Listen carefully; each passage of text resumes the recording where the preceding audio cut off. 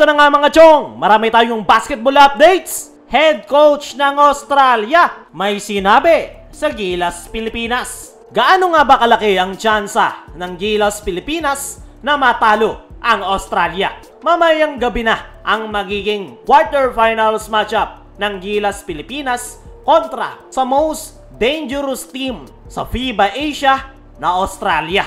Malalaki, mabilis at disiplinado. Sa matchup na yan ay dehadong-dehado ang ating national team. Pero tandaan, bilog ang bola at kahit maliit, meron pa rin tayong tsansa.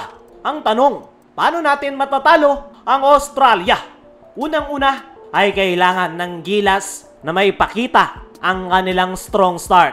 Yan nga, yung malaking problema ng ating national team ngayong FIBA Asia. Sa kanilang mga pagkakatalo ay naging mabagal yung panimula ng Gilas. Kaya ang resulta, hirap na hirap silang maghabol. At ngayon na Australia ang kanilang makakarap ay hindi yan po pwedeng mangyari. Dahil once na mag-slow start ang Gilas Pilipinas ay paniguradong tatambakan na tayo agad ng isang buwan ng Australia. At para makapagpakita ng strong start ang ating national team ay kailangan simula pa lang ay taasan na agad nila yung kanilang energy. Ibuhos na nila ang lahat ng kanilang makakaya dahil dyan nakasalalay ang kanilang pag-asa ngayong FIBA Asia. Mas maganda kung maagang makokontrol ng Gilas Pilipinas ang tempo ng laro. Mahalaga na wag nilang payagan na laruin ng Australia ang gusto nilang laro dahil yayariin tayo niyan. Pero kung tayo ang magdidikta ng takbo ng laro, minsan mabagal para mag-setup, minsan mabilis para gulatin ang Australia at doon nga tayo makakasingit ng puntos. Sunod sa kailangan gawin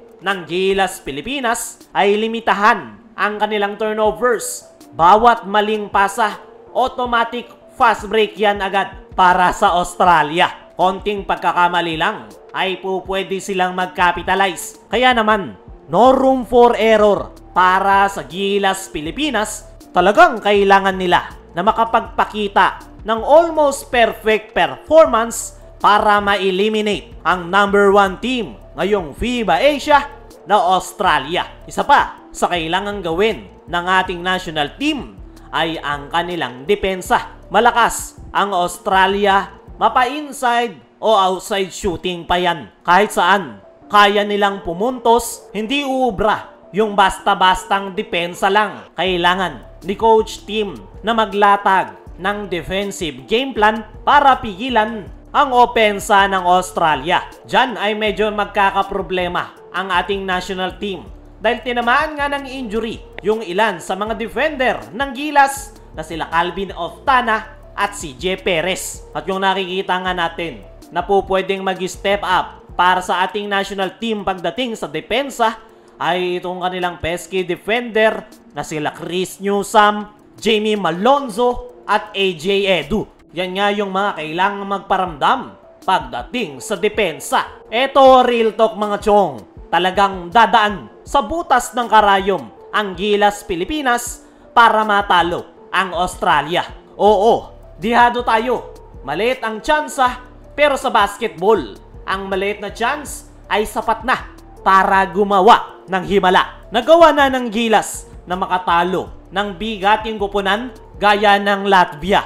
Kaya naman, hindi zero yung chance ng Gilas na talunin ang number 1 team ngayong FIBA Asia na Australia. At tingnan na lang natin sa kanilang magiging laban mamayang gabi kung magpapatuloy pa ang kampanya ng Gilas o matatapos na.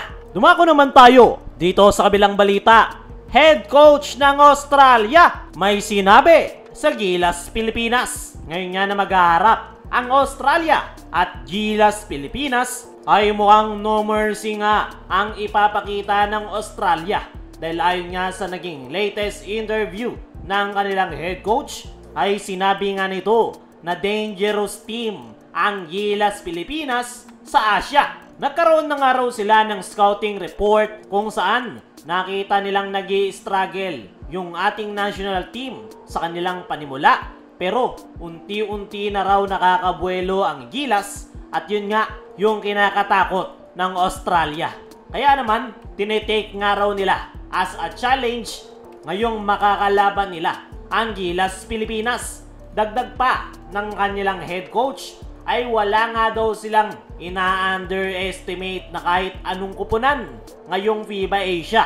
Lahat ay tinuturing nga raw nilang do or die game, lalo na ngayong Gilas Pilipinas ang kanilang makakaharap. Nabanggit pa ng nasabing head coach ng Australia ay maraming nga raw talented players ang Gilas Pilipinas. Hindi nga daw sila po pwedeng magpadala sa kanilang nakitang hindi magandang performance ng ating national team dahil anytime ay po pwede daw pumutok yung mga players ni Coach Tim Cone. Kaya naman, ipinapangako nga ng head coach ng Australia na ibibigay nila ang lahat ng kanilang makakaya para talunin ang Gilas Pilipinas. Para sa akin mga chong, ay sa bakbakang Gilas kontra Australia, ay liyamadong-liyamado talaga ang Australia at dehado naman ang ating national team. Pero gaya nga ng kasabihan, bilog ang bola at tingnan natin kung sino ang makakakuha ng panalo. Kaya mga chong, ano ang masasabi nyo sa sinabi ng head coach ng Australia sa ating national team? Sino rin sa tingin nyo ang makapag-a-advance sa semis? I-comment mo lang dyan sa ibaba.